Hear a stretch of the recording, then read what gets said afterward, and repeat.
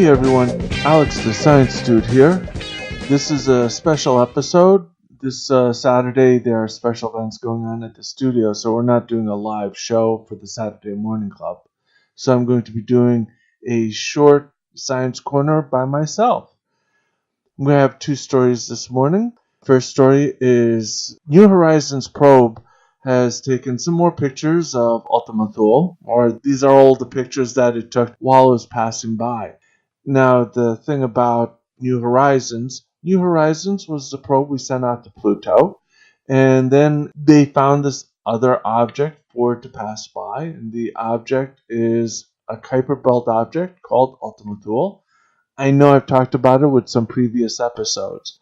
One of the things, and the reason it's coming up in the news story right now again, is some of the pictures that it took as it passed by. These are taking pictures back at the object, looking back towards the sun.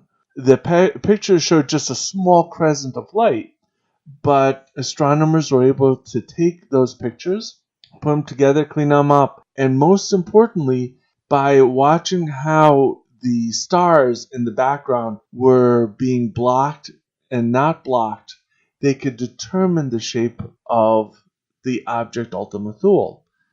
Now, the first indications that they had when they were passing by and while they were looking at the asteroid, they were seeing that they thought it looked like a snowman. There's a large round bottom part to it, and then there's a smaller round top to it.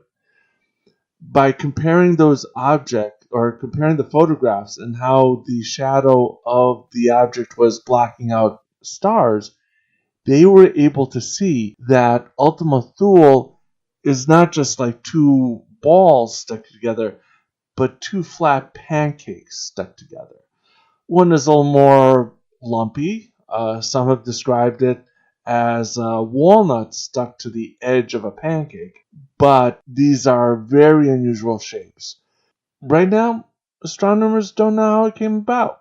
Don't know if we'll ever figure it out, but the joy of finding this out is that it is a very unusual shape. Ultima Thule, there's two objects that had unusual shapes that came together, and they stuck together, and they're now rotating around each other as one big lump.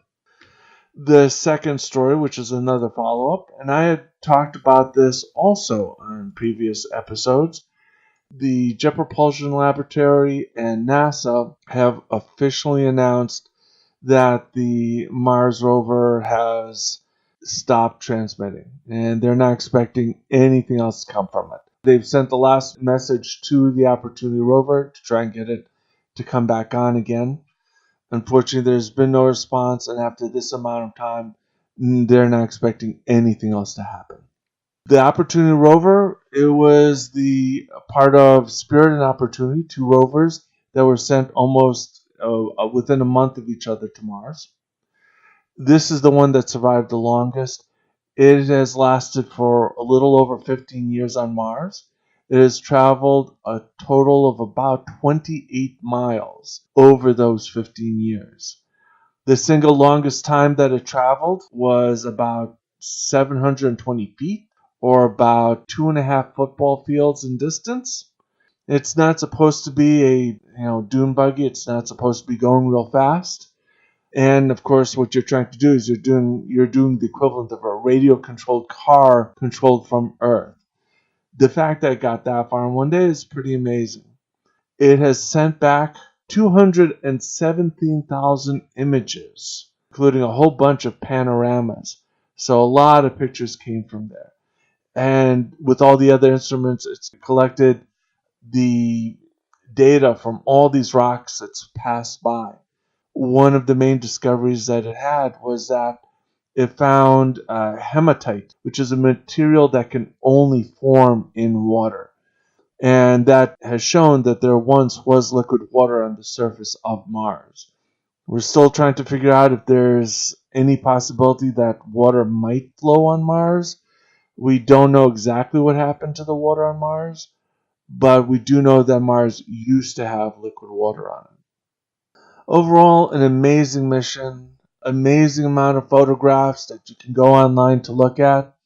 The last thing I'm going to say about it is in the video I'm going to have a final cartoon that is from a comic series called XKCD that kind of describes a nice goodbye for opportunity.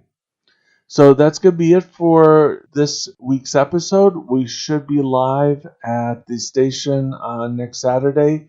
Our Saturday shows are always from 8 to 11, and we do the Science Corner from about 9:15 in the morning, approximately, to about 9:25, 9:30 in the morning.